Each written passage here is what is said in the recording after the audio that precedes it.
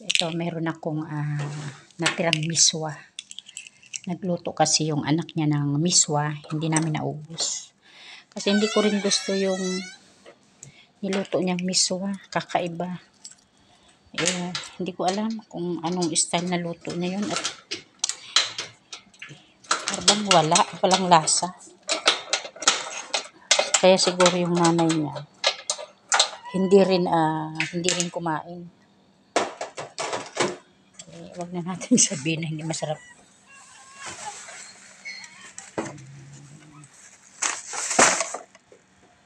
Bigyan natin. Pakainin na lang natin sila dito. Ang init ng panahon. Yan, kumakain sila ng miswa. Yan. Gusto ko kasi sa miswa, yung meron bang yung iluluto mo sa patola o upo o kung anong ingredient. Eto, alam ko, ayaw ko magsalita. iba talaga yung lasa niya. So ngayon, ilagyan natin yung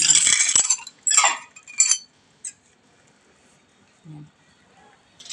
Ipakain na lang po natin sa pusa kaysa naman na itapon natin. Yan. Tanghaling tapat. Alauna na ho dito ng hapon. Grabe ho ang init. Ayun yung isa. Kagaya ko rin, maarte rin. Ayaw rin niya ng miswa. Ayaw kumain ng miswa yung isa. Yun. Mantalang itong iba kumakain.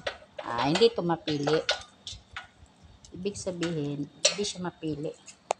Andito na naman tayo. Nahirapan ako magsara pagka ang isa hawak cellphone. Ayan.